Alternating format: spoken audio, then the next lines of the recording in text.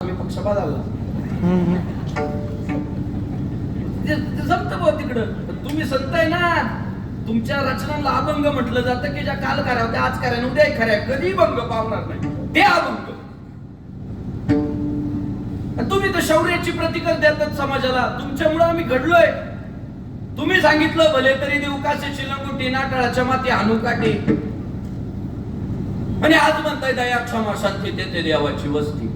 कसं करायचं, जागायचं कसं, तुमचं ऐकायचं का, काय करायचं म्हणजे आम्ही का नरकात जाऊ का काय आता. बरं तुम्ही सांगा तुकाराम महाराज तो अब्दुल्ला स्वराज्यावर चालून आला, मंदिरं तोडतोय, गायी कापतोय, प्रजेला त्रास देतोय, शेत्या पेटवतोय आणि मी जर त्याच्या पुढे उभं राहून म्हटलो असतो दया क्षमा शांती देते देवाची वस्ती, राहिलं असतं का स्वराज्य. स्वराज्य सोडा, तुमचं कीर्तन तरी चाललं असतं का.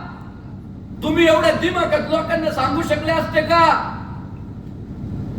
कसं तुमचं नेमकं ऐकायचं कसं. तुकाराम महाराज हसले, म्हटले शिवराय तुमचा प्रश्न बरोबर आहे. लोकांचे गैरसमज कसे झालेले बघा त्या काळापासून आहे. तुमचा समज बरोबर आहे. तुम्ही जे म्हणताय की बुवा तुम्हीच सांगताय की भले तरी देऊ कासेची लंगोटी आणि नाटाळाच्या माथी हाणू काठी आणि तुम्हीच सांगताय दया क्षमा शांती तेथे देवाची वस्ती अहिंसा परमो धर्म.